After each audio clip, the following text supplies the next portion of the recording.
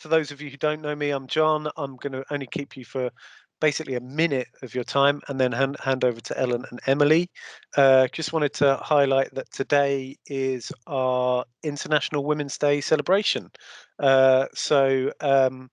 got 4 brilliant events led by women and exploring their work. We have Emily Andersen right now. At 11:30, we've got Jeannie Finlay, who's one of Britain's best documentary and most highest profile, I would say, documentary filmmakers. There's some incredible work. We've got Sophie Black at 2 o'clock, who is also a filmmaker, producer, and editor.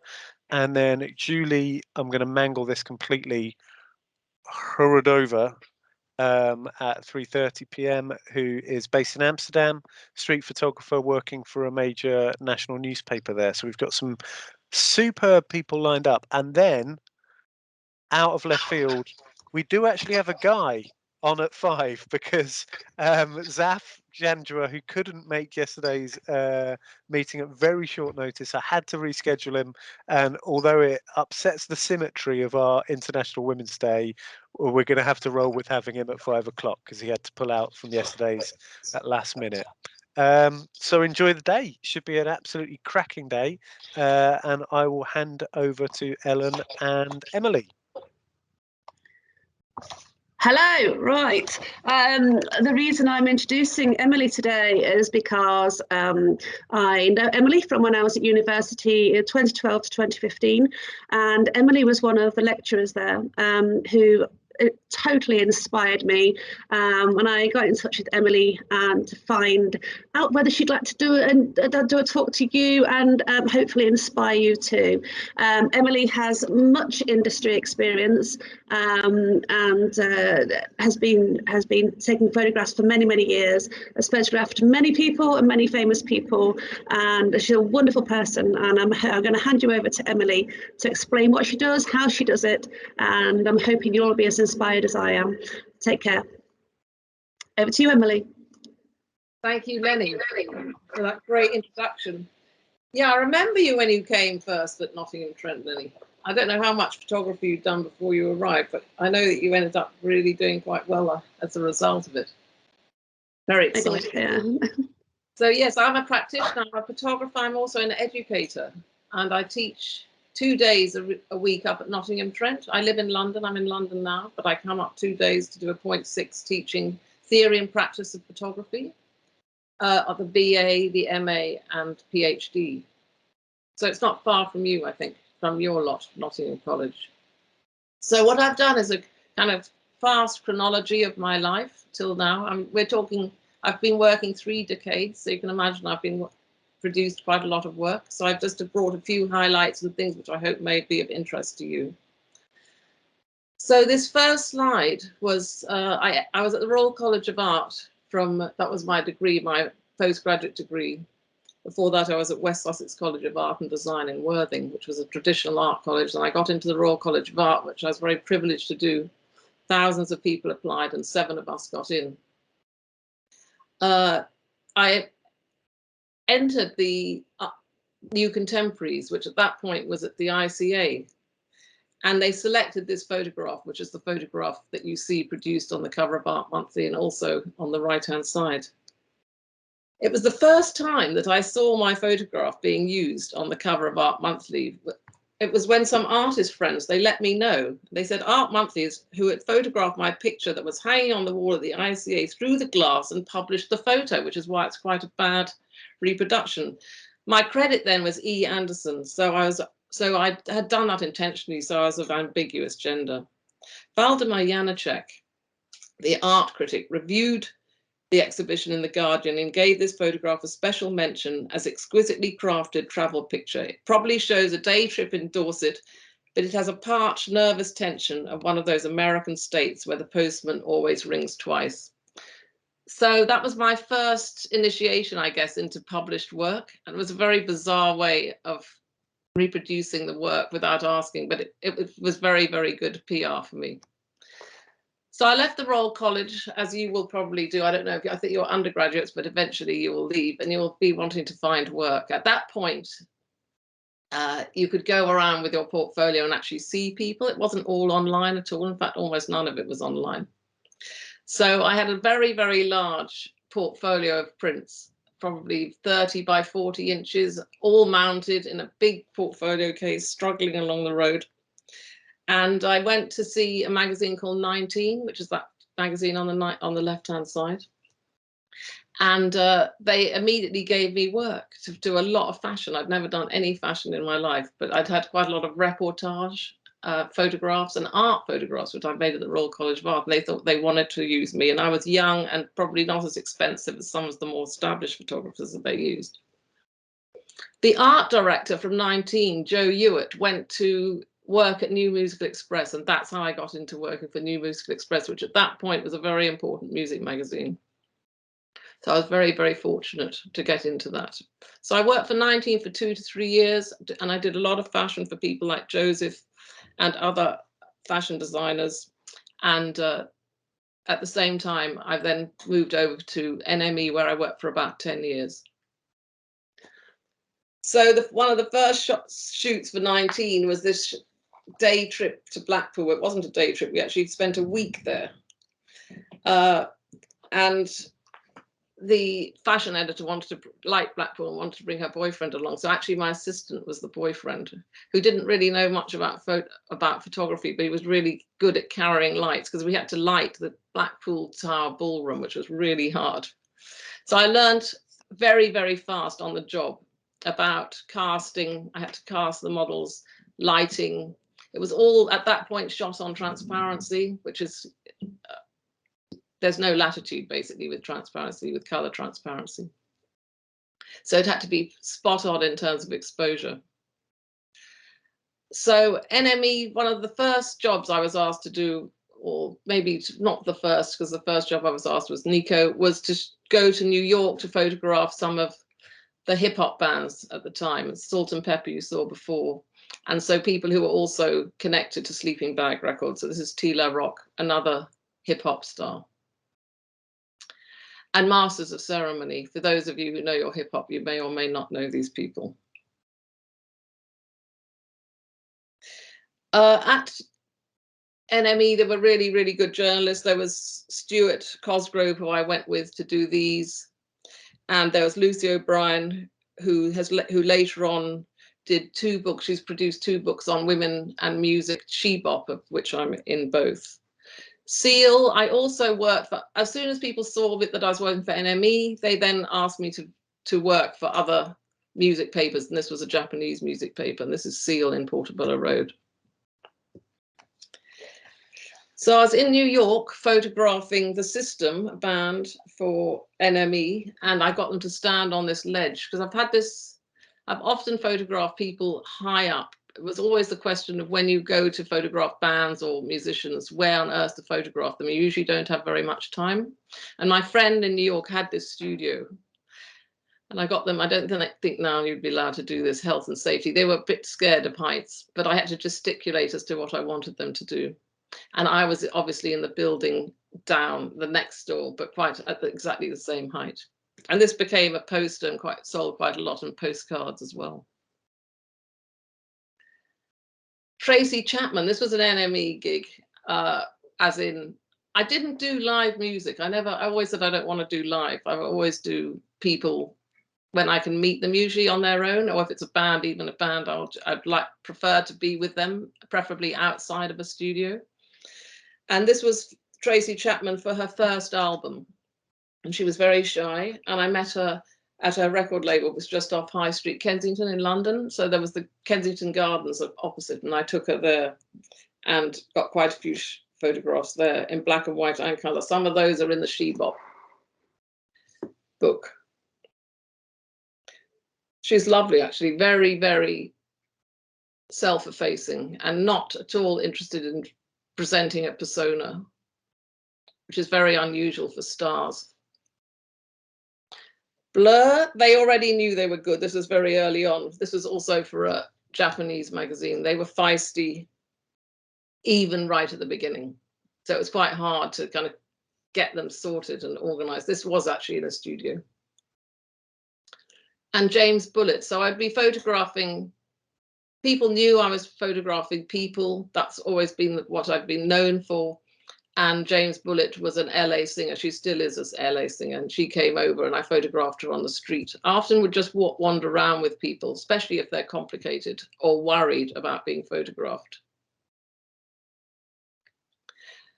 And then I was doing fashion, but fashion not only for Joseph and so on and 19, but for magazines. Like, this was a really interesting art magazine. It was a design magazine called Blueprint, which had a very good art director, Simon Andersen.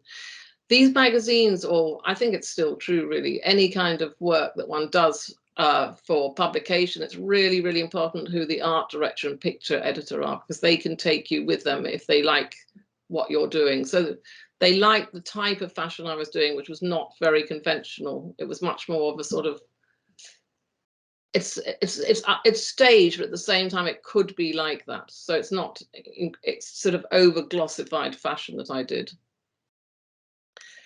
Okay, so my practice has always been commercial, making money from photography, living with it, living from it rather, and then exhibitions. So the exhibitions and publications, those two streams right from the very beginning when I left the RCA have been what have kept me going. Now I do less commercial work, paid work, I sell prints, but I do less actually jobs unless they're very exciting jobs, because I have a 0.6 at Nottingham Trent. So that's that sort of bread and butter. But this was an exhibition at the Photographers Gallery. It was a commission, which was really great. And here, for this commission, here's an installation shot of it.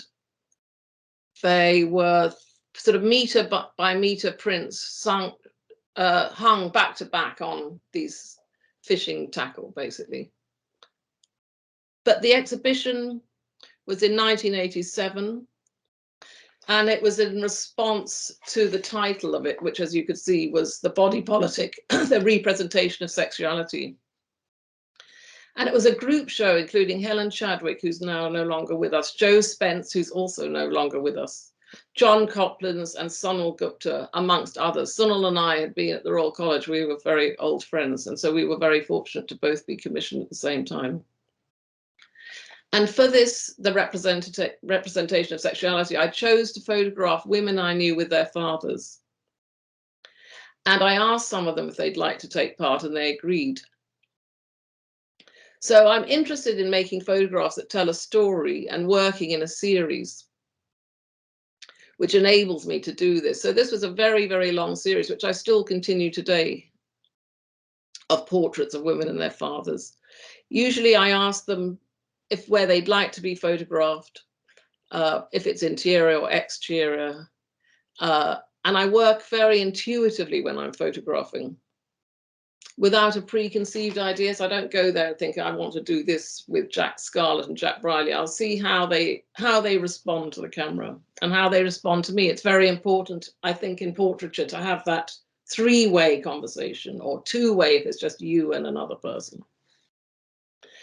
When I go to photographs of people, I go very light, because I don't go with an assistant, so that there's no sort of interference from anybody else. So just maybe a couple of flash units, possibly 2 cameras, quite a few lenses, and I usually use medium format. I shoot Hasselblad and I still shoot film. I'm here today in my darkroom. I'm probably one of the last black and white darkrooms left in London. Disrupted borders. Sunil Gupta, I mentioned before, I was part of a group of people. I was part of OVER, actually, which was the organisation of visual arts that we ran and he ran. I was the director of it, but a bit later on. And one of the books that Sunil edited was Disrupted Borders. And myself, my partner, Renee Taube, did this piece of work. Well, it's a series of photographs around the ladies' cabinet. So I'll read you a little bit. It was a leather-bound volume which we found in the British Library.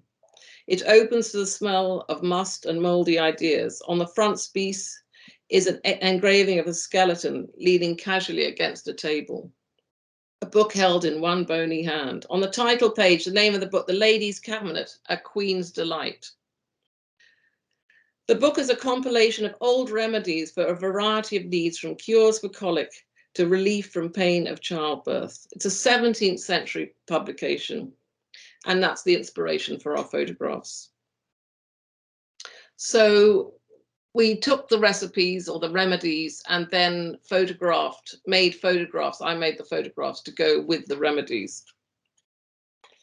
So as you can see here, objects of sympathetic magic and anointment for rupture.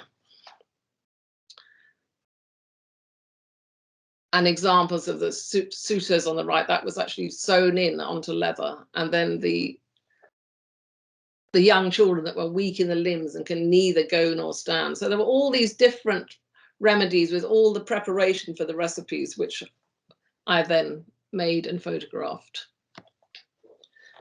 So at this point, simultaneously, I was with the Francis Graham Dixon Gallery, which was a gallery in Farringdon and Clerkenwell, which was one of the first galleries in Clerkenwell at the time. There weren't, this is mid-90s. At that time, there weren't any galleries in Farringdon. They were all in the West End.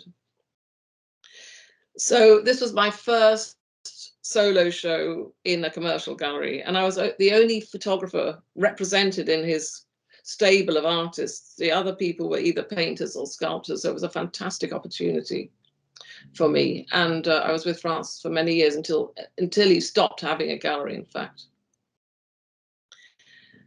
From that show, the National Portrait Gallery, Terence Pepper, who was the buyer at the National Portrait Gallery, came and bought photographs and commissioned me to photograph for the National Portrait Gallery, who now hold quite a few of my photographs. So that was also an extraordinary good luck and fortune for me. At the moment, the National Portrait Gallery in London is closed, but Chanel are putting money into it to diversify the collection. They've just produced Chanel, so some of my photographs are in the Chanel collection at the moment. In their headquarters in London, Chanel have produced a book of these photographs and of the photographers who are in it. And the photograph of mine that's in there is of Zaha Hadid, the architect. You'll see it later. And a little bit about me as well. So it's about bringing it's about actually encouraging the women in the collection and the diverse nature of the women in the collection, and also the sitters in the collection.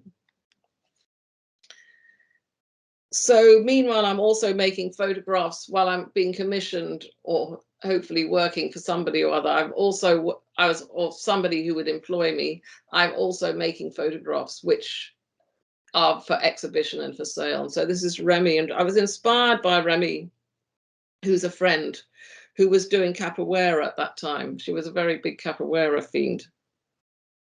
But I was also interested in Francis Bacon. There's a very good show, actually, exhibition of Francis Bacon at the moment at the Royal Academy, by Francis Bacon's use of the body and how he used John Deacon's photographs of the body to work from.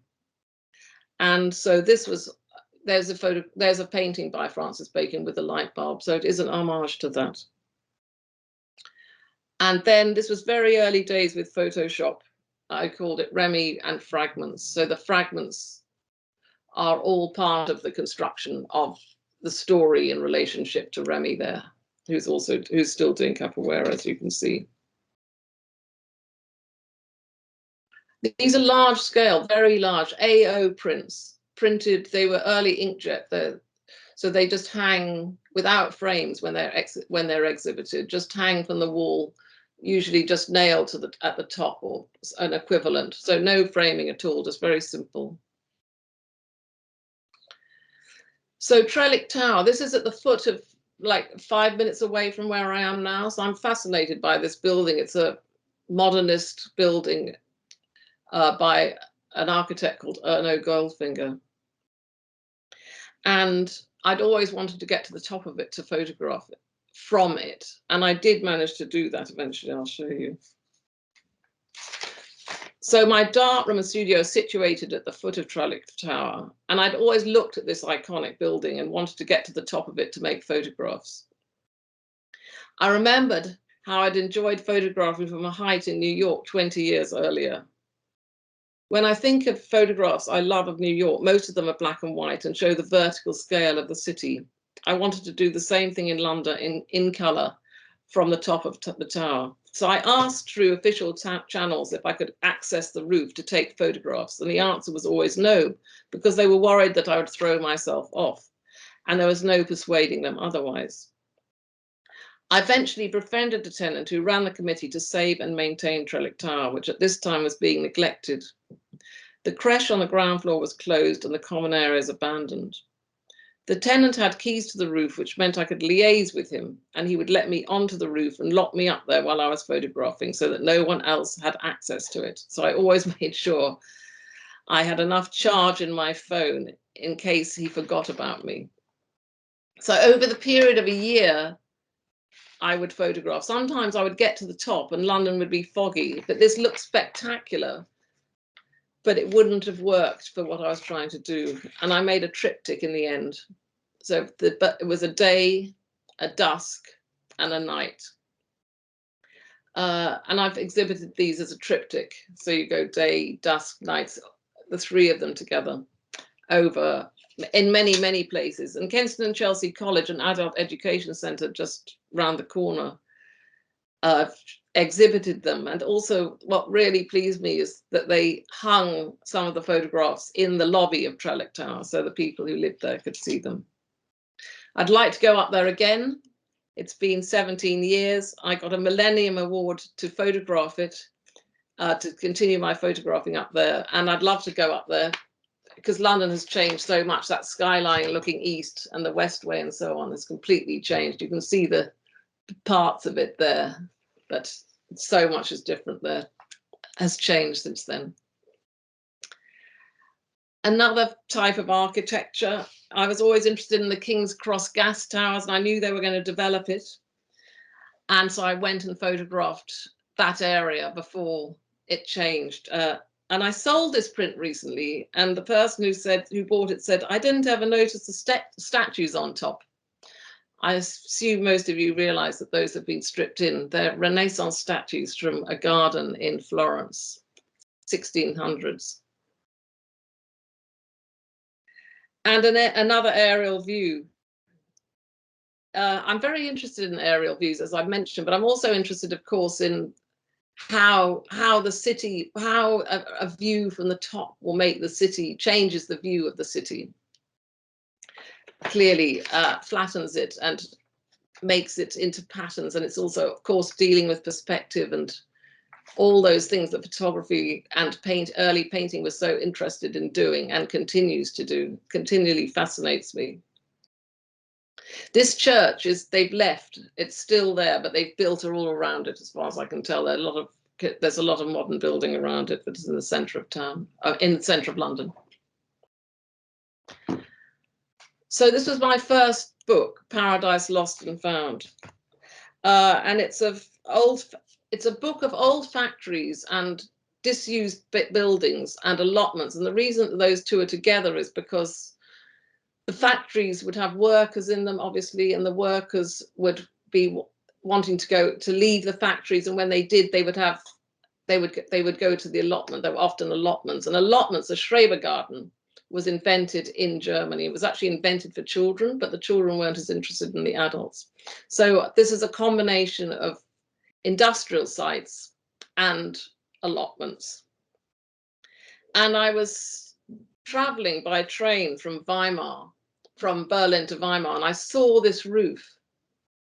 And that's why I went back to start photographing. I thought this roof it's a glass roof, which the glass had gone, but just the structure was left. And I thought it was so extraordinary. I wanted to go back. So I went back and continued over a few years to make enough photographs to produce a book.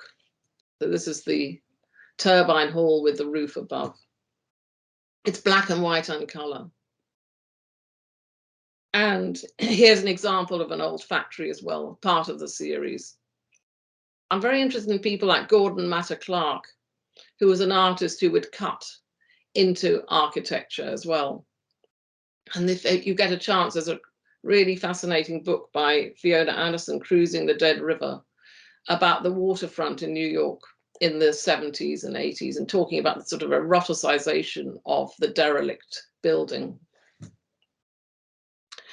And these were shown, this was the first time second time, the first time I showed these on cloth. I made prints on cloth, which was, I remember my friends and my colleagues was very surprised that I would print on cloth, because I'm also fairly traditional in the way that I print. I have a black and white darkroom, and I print black and white on silver gelatin, but I'm also very interested in other mediums for printing. So this was in a show, an exhibition actually at Nottingham Trent in Place of Architecture, which Fiona McLaren and Andy Locke curated. It's about 10 years ago. And interior architecture. This is the interior of one of the apartments in the Dakota in New York. This is actually 35mm. These are 35mm shot, just 35mm color. And then I would print them myself. They're C types. And my recent book is Portraits Black and White. I'm going to shoot through these so you get an idea. So I've done a bit of an edit on it because there's quite a few pages. But some of the people are commissioned. I was commissioned to photograph. For example, these two, Alejandro Jodorowsky and his son Axel. He's the Brazilian-Argentinian filmmaker. And some of them were people I've met, or their friends, or their family, or people I would just say, I'd write to and say, would you like to be photographed? And it's a series of portraits.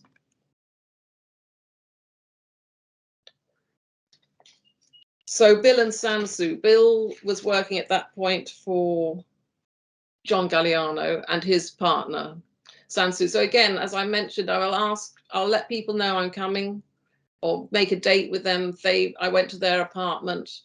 They dressed up as they wanted to, Bill and Sansu, and then I will hopefully sit them or help make them feel comfortable enough for me to then photograph. And it then hopefully appears to be fairly natural. But it is, of course, it's a performance as well, as all photography is with people.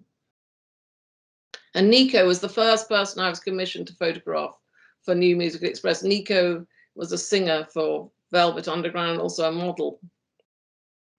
And at that point, a very difficult model. She was staying in John Cooper Clarke's flat, John Cooper Clarke in London, and she was fairly strung out. So I waited an hour and a half till she'd settled down to photograph her. And Diamanda Gallas, a Shriek opera singer and a very old friend. These were actually shot for Australian Vogue. She was, she's lovely to photograph, really became a really good friend. She'd arrive at my place with coffee and croissant. We would just have lots of conversation, then go straight into photographing, and with many, many photographs and album covers and so on. And Howard Devoto. Some of you may not know these people, I'm not sure. He's was from a band called Magazine. He's still a music producer. So Nan Golden, I'd met the photographer. I'm sure you must know her, Ballad of Sexual Dependency. If you don't, I encourage you to look at her work. I met her years before at her birthday party in New York, because I had friends who were friends of hers and friends who were also in the Ballad. And 11 years later from this birthday party, I was with a friend in Munich who was a journalist, Kiki Martens, and she was commissioned to interview Golden, who was showing her slideshow. At that point, Nan Golden would go around wherever. This was in London and that was in Munich, but she would go around with a slideshow, which was the Ballad, but in about three carousels of slides, like transparencies.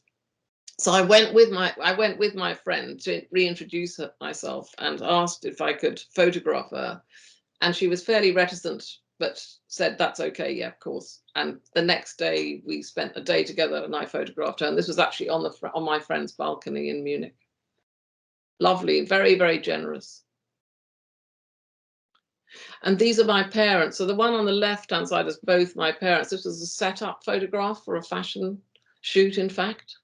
And then years later, I'm interested in that. I'm interested in time. I'm interested in what changes over time. And photography is brilliant at this. So there's my mother 15, 20 years later, probably on the right-hand side, without my father, who'd already passed away. And there's my father again in the country, working with a rocket that my brothers had given him. So in the book, this is a gatefold. This pulls out, so you get the 4 images across the page. And Banji and Lily, interesting working with children, difficult. The first shoot, this is Primrose Hill in London, northwest London. Difficult, yeah, working with children. The first time Lily came, we met. Lily just didn't want to be photographed at all, so I gave up on that one. And then I met her about a month later with her father, Banji, and she was much more calm then, and obviously much more in control of the shoot, which she liked, and it worked out fine. And I'm interested particularly in this place, because it's somewhere that Bill Brandt had photographed and so on. There have been some really important photographs taken on that hill, and it's also a lovely backdrop.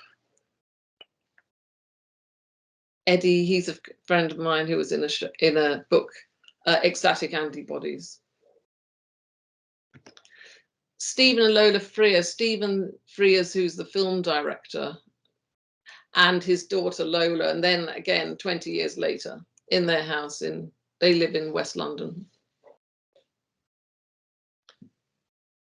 And sometimes they're incidental shops. These are 2 men who were working for another friend who was a furniture maker, but I just thought, I couldn't believe them. I liked the way they looked. They looked almost timeless. And I just asked them to sit down. They were actually furniture makers, and sat for me just for 10 minutes. Charles and Lily Claire Jenks, again, father and daughter, with 20 years apart. This house is now open to the public occasionally, and his daughter, Lily Claire, on the right, is now an architect as well. He's a postmodern architect, Charles Jenks.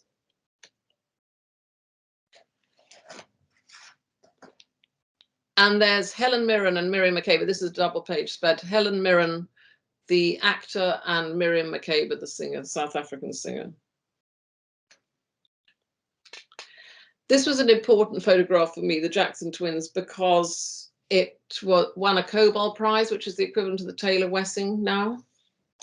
And so obviously when I went to do this photograph, I didn't think these are twins. These are a pair of twins I know, Louise and Joey Jackson. I didn't go there thinking, well, one of them will take their clothes off. That was not at all what I thought. But when I got there, I realized that could be really interesting because of that androgyny. And also I was interested in riffing on painting, and also in the way that women have been, I suppose, subjected and personified. So it was literally on the spur of the moment. And I said, it would be great if one of you would take your clothes off or be naked in this photograph. And Louise was actually up for that. So that's how that happened. And that was, I then attempted to make more photographs of people dressed and naked. And I don't think any of them have worked as well as this one. Derek Jarman, the film director, I was very fortunate to meet him. Really, really gifted, and another generous man. Really interesting. If you don't know his work, well worth looking at. Sebastian or Jubilee, and I think his last film was Blue. Very important. He's got a house. There is a house which is historical, really, now in Dungeness, which people visit, sort of pilgrimage to his house. He died of AIDS. And Anna and Eduardo Palozzi.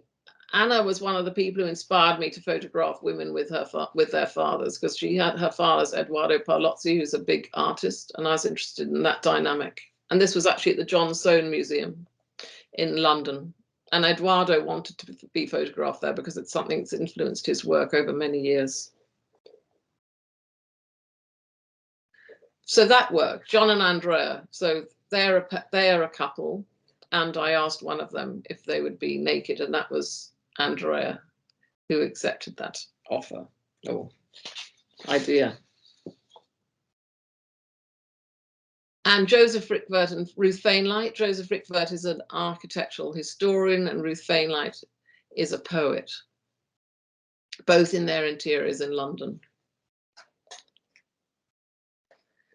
This is just to show you what a contact sheet, this is also in the book, it's to show you what a contact sheet looks like. I don't know how many of you are still shooting film, probably very few, but this is how I work when I'm photographing. So it's 12 shots from a 6.6 camera, and then marking up what works and what doesn't. So you've got an overall idea about what you've shot. I mean, I work with students all the time, as I mentioned, and they're often looking, if they shoot film, they're looking up to the light with their long roll of developed film, and I just have to drive them into the darkroom to say, or into the Mac suite to get them to make a contact sheet, because you can't really tell, I don't think, until you see every picture. You never know. You can't tell from a negative. Michael Caine, yeah, I was commissioned to photograph him, so I put him in there. A very generous man, actually, very heartwarmingly generous, I would say. Some people are very kind when they meet young photographers and or even older photographers. They realize that they've got a lot of power, and he was one of the people who was very generous with his time and who he was. Jane and Sir Alistair McAlpine, that's in her father's shop. Jane is an architect, and in her father's shop in Cork Street. Again, there was a sword there. I didn't set it up. He picked it up and I said, I think that'll work. And Jane was crouching down as naturally like that. So that was perfect. And Juliet Roberts and her father, Juliet I met when she was singing for Working Week, and her father. And Kiki and Ben, this is the journalist I went with to meet Nan Golden and her son, who I've photographed over the years now, many years, over the last 20 years. And Martin and Mimi. Martin is a light sculptor. His daughter Mimi came dressed for the shoot with those clothes on. And the light, that ladder is actually lighting it with a tiny bit of flash in there as well. And Scilla and David Ware. Scylla's a film producer, and her father who ran a hotel, and that's in the hotel in West London, in Earl's Court. Some really nice daylight there. And Louisa and Dennis Lasden, again, another father and daughter. Louisa's a friend of mine, and her father's Dennis Lasden, the architect who designed the National Theatre.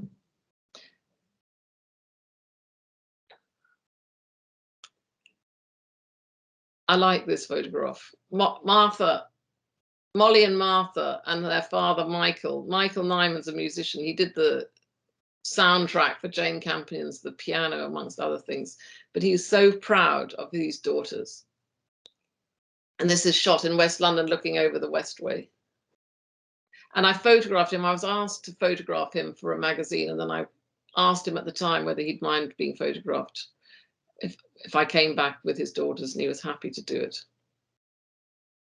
And Bella Freud, another commission. It was a commission for Tatler.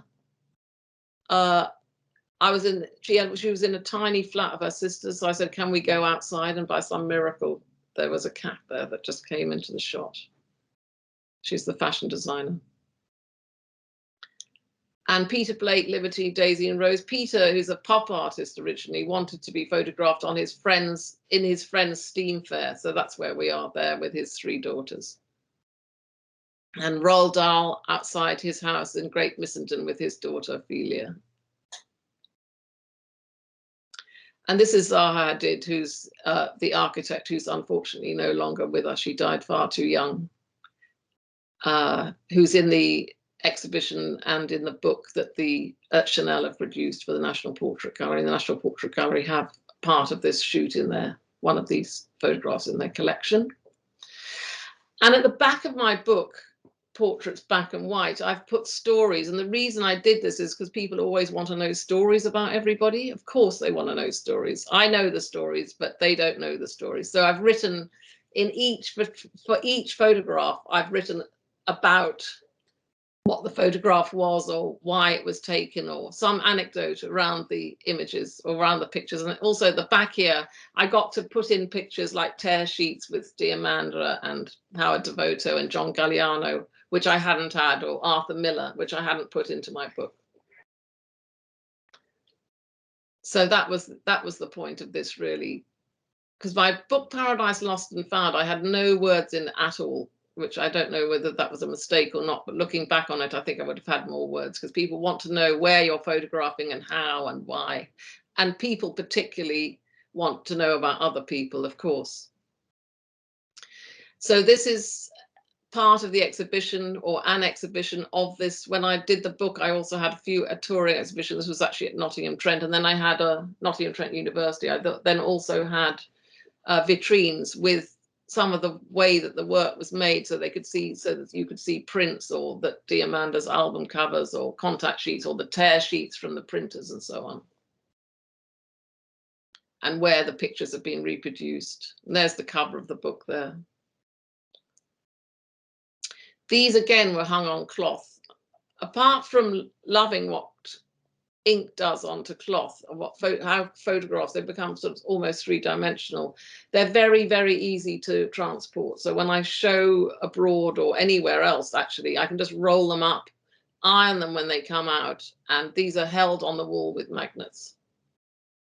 So this was the show and a launch at Tin Type Gallery in London for the book, and exhibition to go with it. Launch of the book. And I continue photographing fathers and daughters. So this is Amy and Tony Penrose. Tony Penrose and Amy run the Lee Miller Museum. Tony is the son of Lee Miller, and has basically made Lee Miller into the photographer that she is. He found her negatives in the attic after she died, and has built her as a photographer. Really interesting place. And twins, young twins. I'll go back and photograph these two, who were in Berlin in an exhibition I was in. I had a solo exhibition in Berlin. And Sunil, of course, who's an old friend and a colleague, dear friend, actually. I've been photographing Sunil ever since we met in the Royal College in the early 80s. So I've got a series of Sunil as well. These I just took last year. And then the German pension. These are photographs that didn't get into the book, but I just wanted to show you briefly. This is, I named after the Catherine Mansfield story, the German pension, because it's a mother and daughter in a pension in Bavaria, in Germany. And I've got a lot of, don't know, I see I've started calling it something else behind. I've got a lot of pictures of my family, of my parents. So I'm compiling a series of these as well, probably for publication. So this is my mum and dad many years ago. Then looking, you know, with 15, 20 years at the same, looking at the picture in the same place.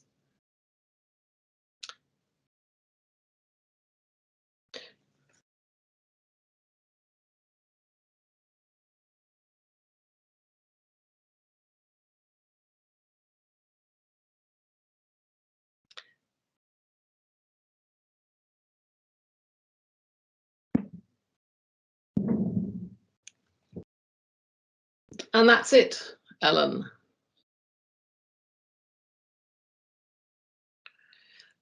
I put some links there. I think that it's being recorded, so if you're interested in looking further, you can see what I do and what I'm connected to at the university, and also follow me on Instagram. Can't hear you. Emily, sorry about that. Thank you so much. We've had quite a few questions come in. Oh, good. Fascinating. There was even stuff there that I hadn't seen before. I don't know. There's something about the images of your parents and your mum that I follow quite closely on your Instagram. That I don't know why, but they make me emotional. It's the way they're taken. It's the love that you can see. It comes across in the image, and so yeah. For me, they have a personal effect. I don't know whether anybody else feels like that, but it's very difficult to see when they're just on the screen for a few minutes. Whereas I study them quite a lot when I look at on your Instagram. There is a couple of things that I wanted to ask first before I sort of ask other people's questions. Sunil Gupta, does he make images of you?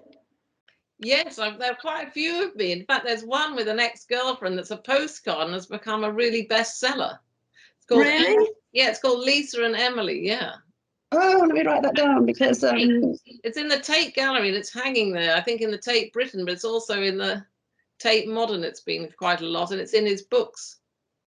really? Well, how about that? I've missed that one. So yeah, so I'd be interested in seeing that. Does he make other images of you as well? Does he do? Is that the only one? No, he's made loads. And yeah, the students all want me to sign the back of the postcard, so they bring them in and I sign them. Oh, I want to get a handful then. It's quite funny to be on the other side of the camera. Yeah, it is. I've done both sides of the camera myself, so I know what it's like. I prefer to be behind the camera. It's much easier for me. So I've written, what I've done is photographed lots of people's. Oh, somebody's just put a picture. Georgia Hopkinson's just put a picture of you. Oh my goodness! I think that must be the postcard. Must be. That's absolutely beautiful.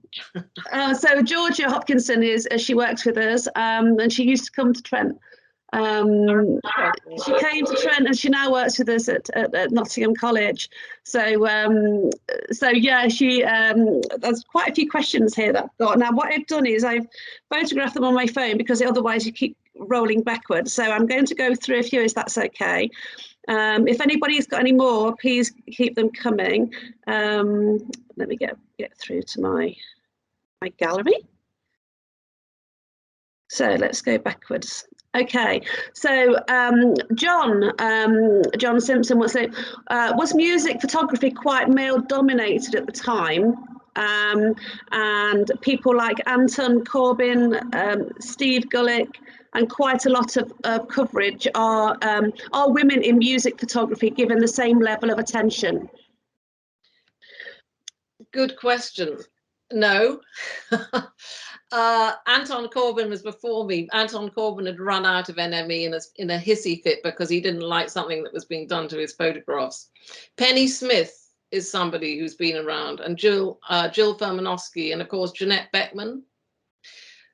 I got there through chance, as I say, because the art editor went from 19 to New Musical Express, but also I wasn't really that interested in just music photography, being a music photographer. I was just interested in making photographs, which kind of separated me from the sort of music photographers who still managed to do it. But it's absolutely male dominated, and I imagine it might have changed a bit now, but it's incredibly difficult. As a woman photographer, actually, you still have to be working a lot harder than a lot of men, I think, in my experience, even though more women are going through art school being trained as photographers.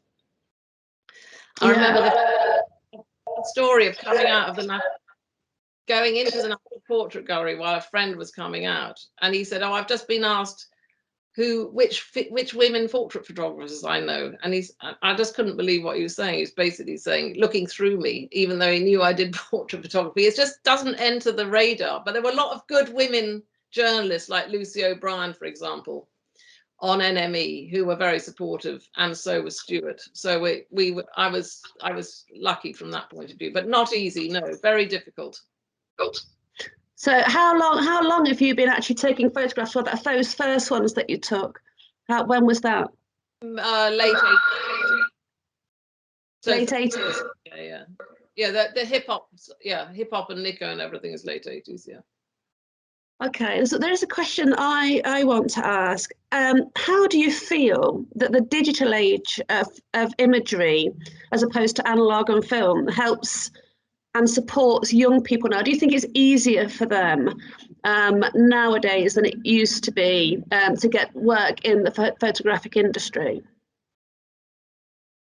I think it's broad. I think it is broad because there's lots to do around photography.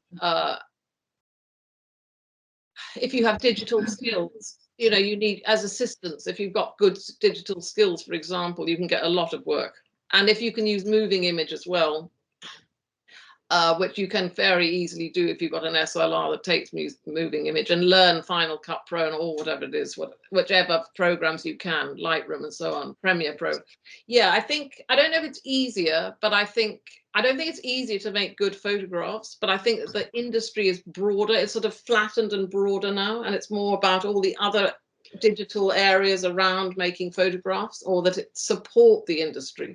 So if you can get technically really proficient in areas, people will always need you as for assisting, and then eventually, of course, you'll work on your own, or even start working on your own. So I don't think it's easier, I think it's different. Yeah, I think we're very fortunate at Nottingham College because we still have dark rooms, and we still promote and teach darkroom photography, which not many do in colleges over and through England now. So we're very fortunate. So we always try and sort of say, here, this is what it's really like, and then you can you can choose. There are a few that just it really sits with them, and then they go forward with the film, which we do like to promote. Another photograph. Adam Langley, if you could repeat the photo shoots that you've done, would you change anything or keep it the same? Good question. I'm not sure. I think you always get something different when you go back. Like when I was showing that photograph of the Banji and Lily, the young girl, the young child, and her dad. You always get a different response when you go back to something.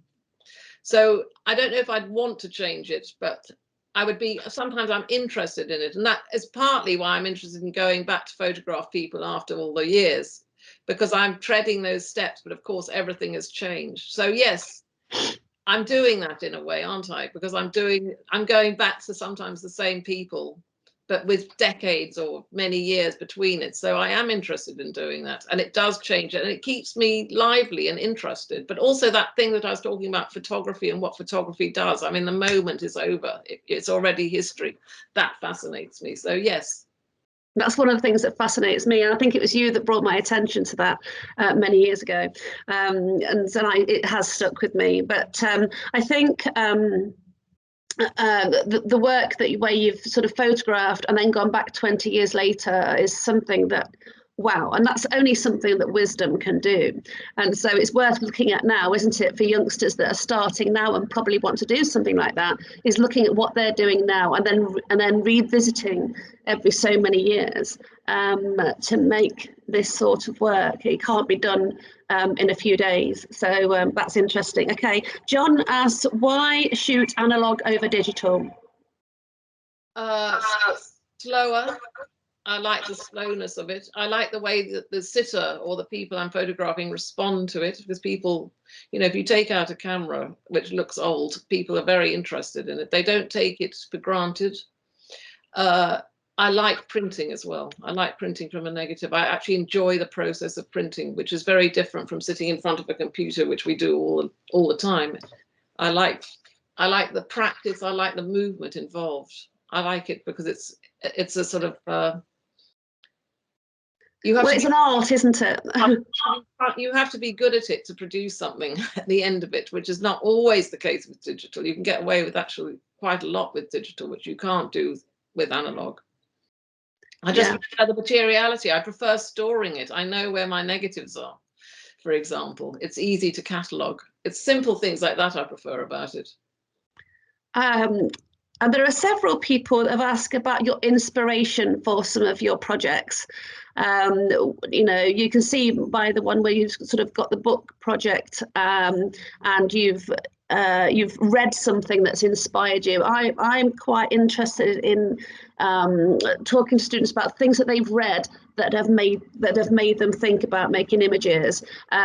Could you elaborate on that a little bit, please? Yeah, I think reading is really important. I mean, our theory practice part of the course at Nottingham Trent is all about that. We're looking at texts or reading and then talking about it in relationship to practice as well as in relationship to other theory. But I think just reading what you're interested in is good. Any books, novels. I mean, I'm reading Fiona Andersen's Cruising the Dead River. I'm reading, usually too much, I'm reading Ghost by Hervé Guibert, which is all about the image. I'm reading Photo Works, 40 Photographers on Process and Practice. I see a lot of exhibitions. I've been to see the Francis Bacon exhibition. I'll go to see the Surrealist exhibition. I'll go to anything in the Bonington Gallery. I think all these things are what makes our interest, and whatever your interest is. I spend a lot of time in the cinema. I would encourage students to go to the Broadway cinema. It's incredibly reasonable and fantastic films. Cinema was my very early inspiration. Apart from photography, cinema was where I got my inspiration. So anything that you feel you're fascinated by, get out of Netflix, get out of being on the screen and go out and see films or go out and see exhibitions. There are great exhibitions down at Lakeside, for example, which I don't get to see enough of, or New Art Exchange or Nottingham Contemporary. Yeah, we've recently, some of myself and some level threes have recently been to the New Art Exchange to see the Hatain Patel exhibition of film, which is awesome. And we're trying to encourage the same thing. So to hear it from you is even better. So that students actually know that that's where sort of good photographers are getting their inspiration. Charlie Standage, who's in my class actually, says, what's been your biggest challenge in your career life? I'm just going to turn my internet on. Just The biggest challenge, I suppose, persisting, just making sure that I kept going on the path that I was on. That's the challenge. The challenge is not to give up. I'd encourage you never to give up, because even if it's hard, as long as you're producing your skills, maintaining a practice. So that's the challenge. I don't know, it's my biggest challenge, but I think the challenge is just to keep going. But it's not a negative challenge. It's a positive challenge. I mean, I like photography because it's very, very complex. It's complicated. Anyone can do it.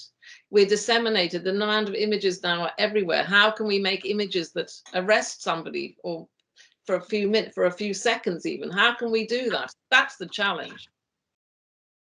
Yeah, I completely agree. It's trying to find something where you've got a niche market, and for somebody like yourself who's already sort of knows the market, do you think it's easier than for people who are, I mean, nowadays even for people that are sort of just starting out? I know what the market is. Pictures that are close to you. Think about authenticity is really, really important. And you can put exhibitions on anywhere. In a cafe, we were always putting exhibitions on absolutely everywhere at the time, early on. Just get your work out there in any way possible. Invite people along who may or may not come, but at least let them know that you're out there and that you're making work, and get it. I mean, obviously have a presence on screen, have Instagram and have all that PR on that. In those ways, but also get the physical prints on the wall and get people down to have a look at it. That's what I'd encourage. And that's great advice.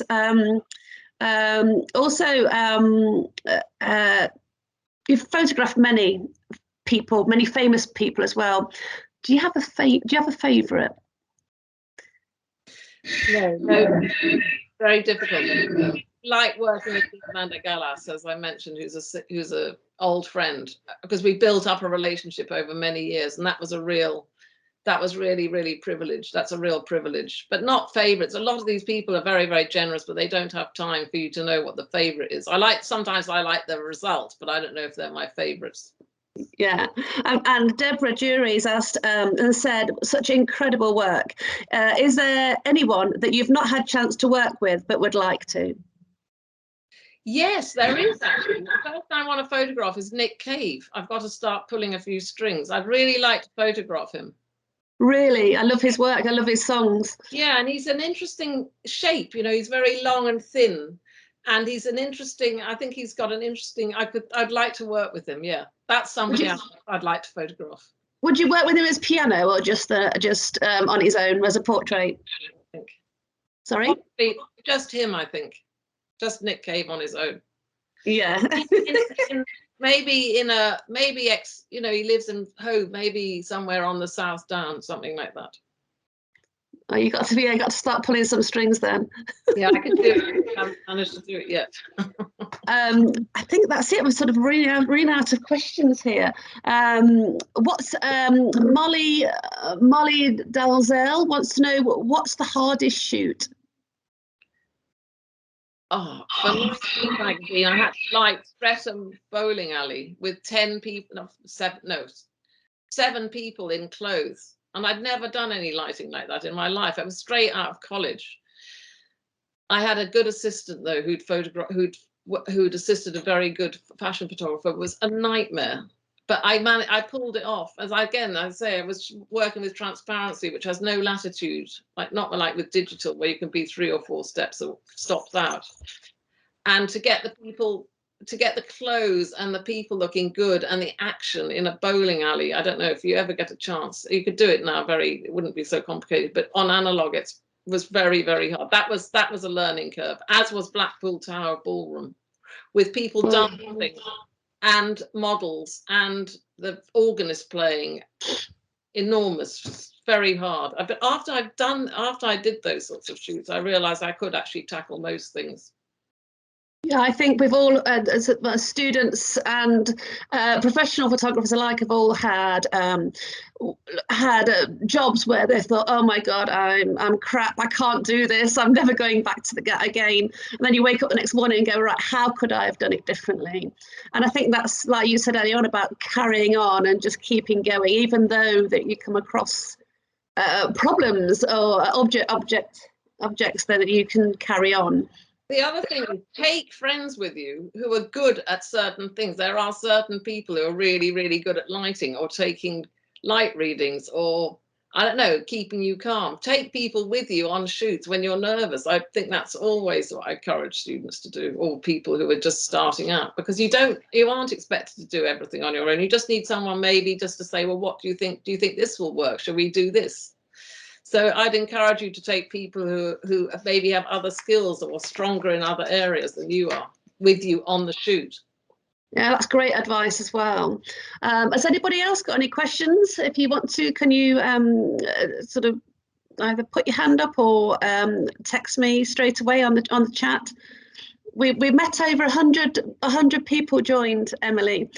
So we did really well. And of course, I know some people are actually working this morning, or they've got English and maths which they've been told they've got to go to, as opposed to joining now. So I know there are some people going to be watching the recording as well. So would it be possible for you to send me those links so that I can send them out to students and they can look at your Instagram and things as well? Yeah, of course. Another one has just come up with there's lots of people saying thank you, this is great, they've really enjoyed it. So thank you, Emily. It's been really inspiring presentation, extraordinary work and career. Thank you for sharing with us. That's another tutor that works with us as well. So really, thank you so much for coming. I'm so proud.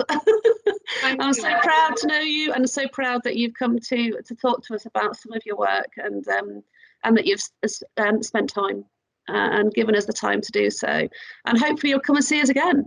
Definitely, yeah. Thank you so much for inviting me on International Women's Day. It really means a lot to me as well. Yeah, and it means a lot to us, and it's a great day for you to come. I've just got loads of people. If anybody can do those virtual claps, I don't know how you do them, but some people can do them. If you all want to give a round of applause. I've just got loads of people just saying you're so inspirational and so talented. Thank you so much.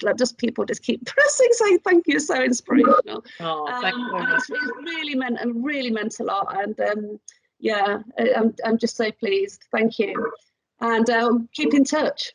Absolutely. All right, and it's okay for me to hand out your details for your Instagram so they can see what you're doing. Yeah. All right then. Thank you very much. Bye. Thank you. Bye-bye. Bye.